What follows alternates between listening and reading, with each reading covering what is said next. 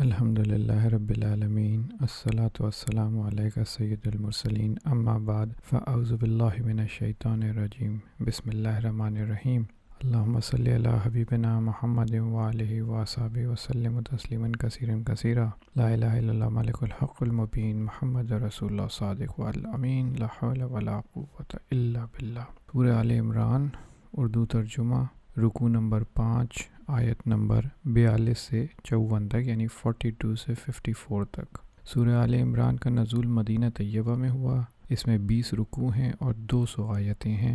اس میں آل عمران رکھنے کی وجہ یہ ہے کہ آل کا مطلب ہے اولاد۔ اس صورت کے چوتھے اور پانچویں رکوع میں، یعنی آیت نمبر 33 سے لے کے 54 تک میں حضرت مریم علیہ السلام کے والد عمران کی آل کی سیرت اور ان کے فضائل کا ذکر ہے۔ اس مناسبت سے اس سورہ کا نام سورہ آل عمران رکھا گیا۔ اس کے بہت سارے فضائل ہیں، جس میں سے ایک فضیلت یہ ہے کہ حضرت مکحول رضی اللہ تعالی عنہ فرماتے ہیں، جو شخص جمعے کے دن سورہ آل عمران کی تلاوت کرتا ہے تو رات تک فرشتے اس کے لیے دعائیں کرتے ہیں۔ دارمی کتاب فضائل القرآن باب فی فضل آل عمران، حدیث نمبر 3397۔ آیت نمبر 42۔ بسم اللہ الرحمن الرحیم۔ اور یاد کرو جب فرشتوں نے کہا، اے مریم، بے شک اللہ نے تمہیں چن لیا ہے اور تمہیں خوب پاکیزہ کر دیا ہے اور تمہیں سارے جہان کی عورتوں پر منتخب کر لیا ہے۔ اس آیت کی تفصیل میں ہے، ان اللہ اصطفاک، بے شک اللہ نے تمہیں چن لیا ہے۔ اس آیت میں حضرت مریم رضی اللہ تعالی عنہ کی شان بیان کی ہے۔ اللہ تعالیٰ انہیں بہت فضائل کے لیے منتخب فرمایا۔ عورت ہونے کے باوجود بیت المقدس کی خدمت کے لیے انہیں نظر میں قبول فرما لیا، حالانکہ صرف مردوں کو ہی منتخب کیا جاتا تھا، لہٰذا یہ بات اس کے سوا کسی عورت کو میسر نہ ہوئی۔ آپ رضی اللہ تعالیٰ عنہ کے لیے جنتی رزق بھیجا گیا۔ حضرت زکریا علیہ السلام کو ان کا کفیل بنایا گیا اور اللہ کی طرف سے انہیں یہ فضیلتیں فرشتوں کی زبان سے سنائی گئیں۔ اور مزید حضرت مریم علیہ السلام کو اللہ تعالیٰ نے گناہوں سے اور مردوں کی ان پر قدرت پانے سے پاکیزہ بنایا اور انہیں سارے جہانوں کی عورتوں پر فضیلت عطا فرمائی، بغیر باپ کے بیٹا دیا اور ملائکہ کا کلام سنوایا۔ آیت نمبر 43۔ اے مریم، اپنے رب کی فرما برداری کرو اور اس کی بارگاہ میں سجدہ کرو اور رکوع والوں کے ساتھ رکوع کرو۔ اس آیت کی تفصیل میں ہے، یا مریم اقنتی لربک، اے مریم اپنے رب کی فرما برداری کرو۔ قنوت کا معنی فرما برداری کرنا بھی ہوتا ہے اور ادب سے کھڑا ہونا بھی ہوتا ہے۔ جب فرشتوں نے آپ رضی اللہ تعالیٰ نے کوئی آیت میں مذکور حکم سنایا تو حضرت مریم رضی اللہ تعالیٰ نے اتنا طویل قیام کیا کہ آپ رضی اللہ تعالیٰ کے قدم مبارک پر ورم آ گیا اور پھاؤں پھٹ کر خون جاری ہو گیا۔ خازن آل عمران تحت الآیت 43، والیوم 1، صفحہ 249۔ آیت نمبر 44۔ یہ غیب کی خبریں ہیں جو ہم تمہیں خفیہ طور پر تمہیں بتاتے ہیں، اور تم ان کے پاس موجود نہ تھے جب وہ اپنی قلموں سے قرعہ ڈالتے تھے کہ ان میں کون مریم کی پرورش کرے گا، اور تم ان کے پاس نہ تھے جب وہ جھگڑ رہے تھے۔ اس آیت کی تفصیل میں ہے، ذالک انباء الغیب، یہ غیب کی خبریں ہیں۔ اس آیت میں فرمایا گیا کہ حضرت مریم رضی اللہ تعالیٰ عنہ کا واقعہ جو ہے وہ غیب کی خبروں میں سے ہے۔ اس سے معلوم ہوا کہ اللہ تعالیٰ نے حضور صلی اللہ علیہ وسلم کو غیب کے علوم عطا فرمائے، اور تمام انبیاء کے واقعات جو قرآن و حدیث میں ہیں سب غیب کی خبریں ہیں۔ اس کا دوسرا حصہ ہے، اذ یلقون اقلامہم، جب وہ اپنے قلموں سے قرعہ ڈال رہے تھے۔ چونکہ بہت سے لوگ حضرت مریم رضی اللہ کا پرورش کی امیدوار تھے، اس لیے آپس میں بحث و مباحثے کے بعد انہوں نے قرآن اندازی پر فیصلہ کیا اور اپنے قلموں سے تورات لکھا کرتے تھے، ان کے ذریعے قرآن اندازی کی، اور طے یہ پایا کہ ہر کوئی اپنا قلم پانی میں رکھے۔ جس کا قلم پانی کے بہاؤ کے الٹی طرف بہنا شروع کر دے وہ کفالت کا حقدار ہوگا۔ سب نے اپنے قلم پانی میں ڈالے تو حضرت زکریا علیہ السلام کا قلم الٹی طرف بہنا شروع ہو گیا۔ اس طرح حضرت مریم رضی اللہ عنہ کی پرورش حضرت زکریا علیہ السلام کی کفالت میں آ گئی۔ تفسیر کبیر آل عمران تحت الآیت 44، والیوم 3، صفحہ نمبر 219۔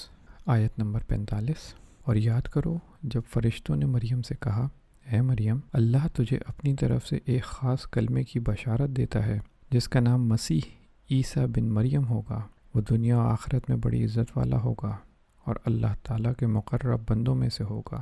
اس آیت کی تفصیل میں ہے، ان اللہ یبشروک، بے شک اللہ تجھے بشارت دیتا ہے۔ حضرت عیسیٰ علیہ السلام کو کلمۃ اللہ اس لیے کہا جاتا ہے کہ آپ علیہ الصلاۃ والسلام کے جسم شریف کی پیدائش کلمہ کن سے ہوئی، باپ اور ماں کے نطفے سے نہ ہوئی۔ اسی لیے رب تعالیٰ فرماتا ہے اسی آل عمران کی آیت نمبر 59 میں، اِنَّ مَثَلَ عِیسیٰ عِندَ اللہِ کَمَثَلِ آدَمَ خَلَقَہُ مِن تُرَابٍ ثُمَّ قَالَ لَهُ کُن فَیَکُون۔ تو اس کا ترجمہ ہے، بے شک عیسیٰ کی مثال اللہ کے نزدیک آدم کی طرح ہے، اسے مٹی سے پیدا کیا، پھر اسے فرمایا ہو جا تو وہ ہو گیا۔ حضرت عیسیٰ علیہ السلام کے بارے میں فرمایا کہ وہ اللہ عز و جل کا کلمہ ہے، نام مبارک عیسیٰ ہے، لقب مسیح ہے، کیونکہ آپ مس کر کے چھو کر شفا دیتے تھے۔ اس آیت میں حضرت عیسیٰ کی نسبت باپ کے بجائے ماں کی طرف دی گئی ہے، اسمہ مسیح عیسیٰ ابن مریم۔ اس سے معلوم ہوا کہ حضرت عیسیٰ علیہ السلام کے بغیر باپ کے تھے اور صرف ماں سے پیدا ہوئے ہیں۔ اگر باپ ہوتا تو یہاں آپ کی نسبت ماں کی طرف نہ ہوتی، کیونکہ سورہ احزاب کی آیت نمبر 5 میں اللہ خود کہتا ہے، ادعوہم لآبائہم ہوا اقسط عند اللہ، لوگوں کو ان کے باپوں کی نسبت سے پکارو، یہ اللہ کے نزدیک انصاف کے زیادہ قریب ہے۔ آیت نمبر 46، اور وہ لوگوں سے جھولے میں اور بڑی عمر میں بات کرے گا اور خاص بندوں میں سے ہوگا۔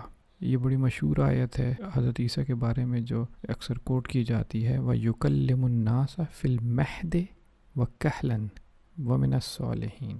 اس کی تفصیل میں ہے کہ حضرت عیسیٰ علیہ السلام کی 3 نشانیاں بیان کی گئی یہاں پہ۔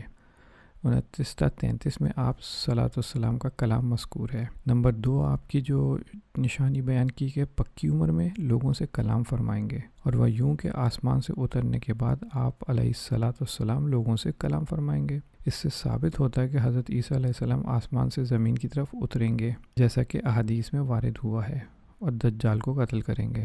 جیسے آپ کا بچپن میں کلام کرنا معجزہ ہے، ایسے ہی پکی عمر میں اس طرح کلام کرنا معجزہ ہے، اور آپ اللہ تعالیٰ کے خاص بندوں میں سے ہیں۔ آیت نمبر 47، مریم نے عرض کیا، اے میرے رب، میرے ہاں بچہ کیسے ہوگا؟ مجھے تو کسی شخص نے ہاتھ بھی نہیں لگایا۔ اللہ نے فرمایا، اللہ یوں ہی جو چاہتا ہے پیدا کرتا ہے، اللہ یخلق ما یشاء۔ جب وہ کسی کام کا فیصلہ فرما لیتا ہے تو اسے صرف اتنا فرماتا ہے ہو جا، تو وہ کام فوراً ہو جاتا ہے۔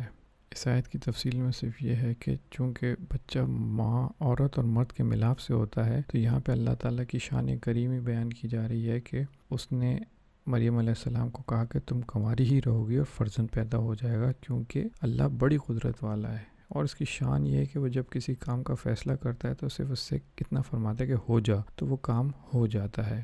یقول لہ کن فیکون۔ آیت نمبر 48 اور 49، اور اللہ اسے کتاب اور حکمت اور توریت اور انجیل سکھائے گا، اور وہ عیسیٰ بنی اسرائیل کی طرف رسول ہوگا کہ میں تمہارے رب کی طرف سے تمہارے پاس ایک نشانی لایا ہوں، وہ یہ کہ میں تمہارے لیے مٹی سے پرندے جیسی ایک شکل بناتا ہوں، پھر اس میں پھونک ماروں گا تو اللہ کے حکم سے فوراً پرندہ بن جائے گا، اور میں پیدائشی اندھوں کو اور کوڑھ کے مریضوں کو شفا دیتا ہوں، اور میں اللہ کے حکم سے مردوں کو زندہ کرتا ہوں، اور تمہیں غیب کی خبر دیتا ہوں جو تم کھاتے ہو اور جو اپنے گھروں میں جمع کرتے ہو۔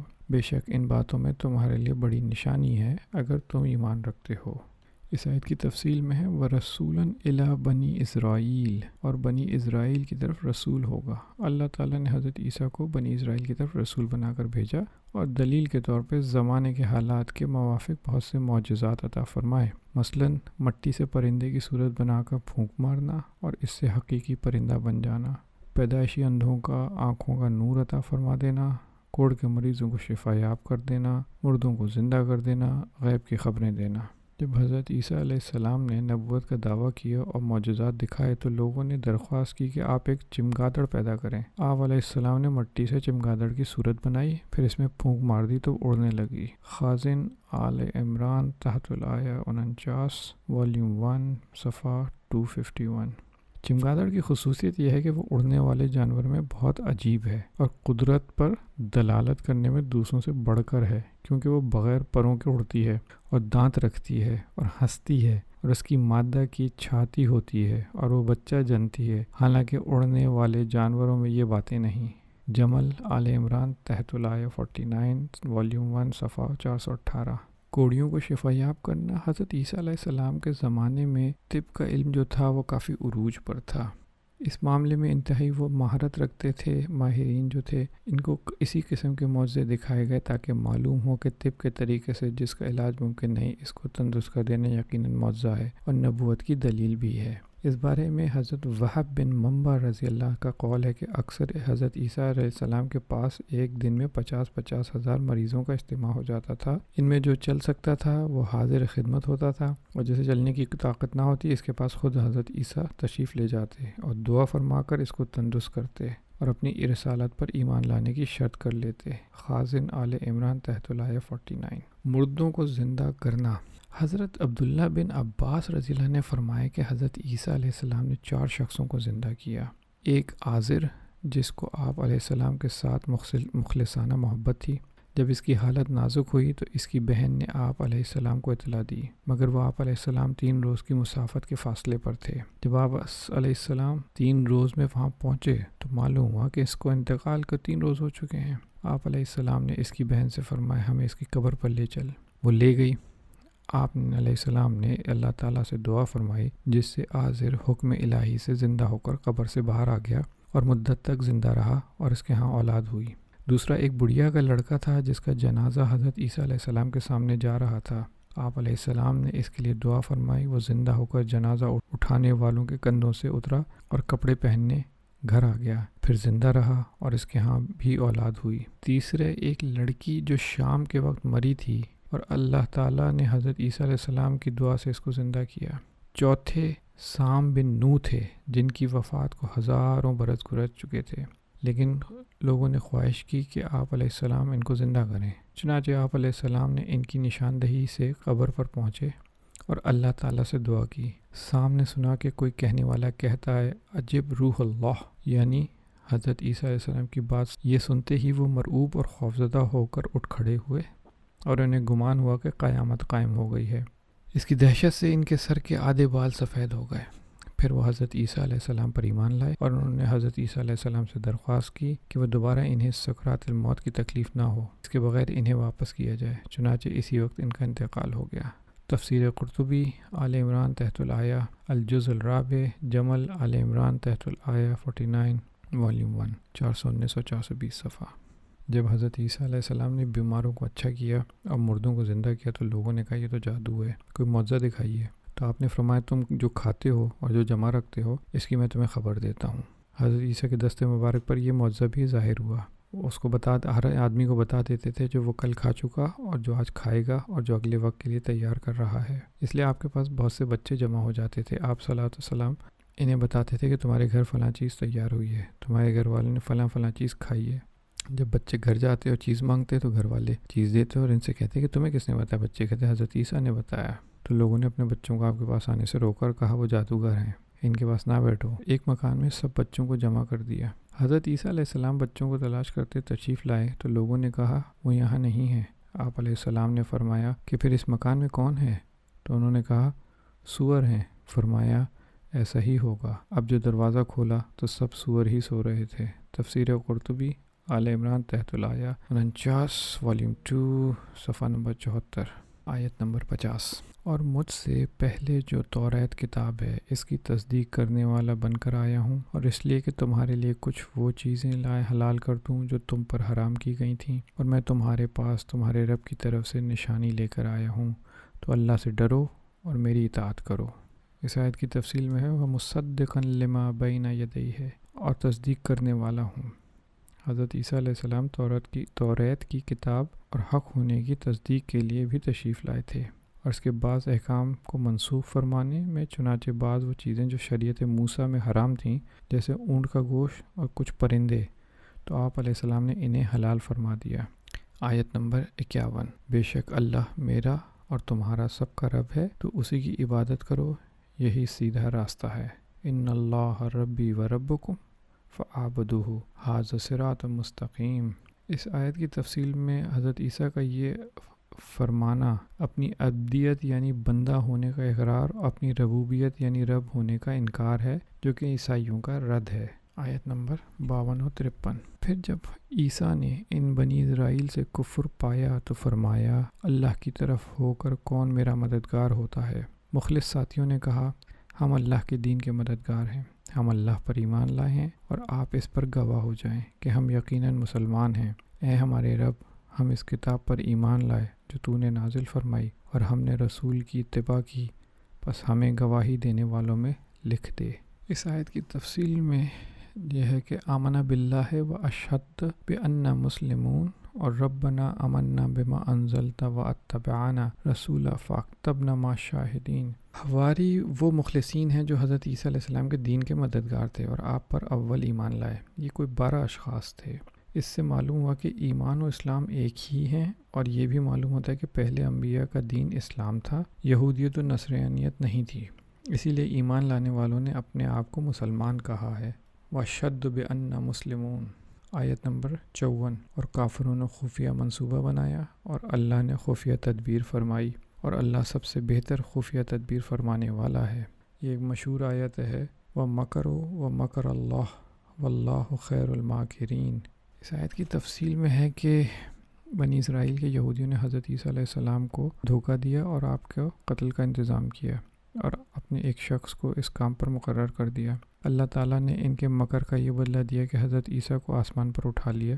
حضرت عیسیٰ کی شباہت اس شخص پر ڈالتی جو کہ قتل کے لیے آمادہ ہوا تھا، چنانچہ یہودیوں نے اس کو اسی شبے پر قتل کر دیا۔ ساوی آل عمران تحت الآیت 54، والیوم 1 276۔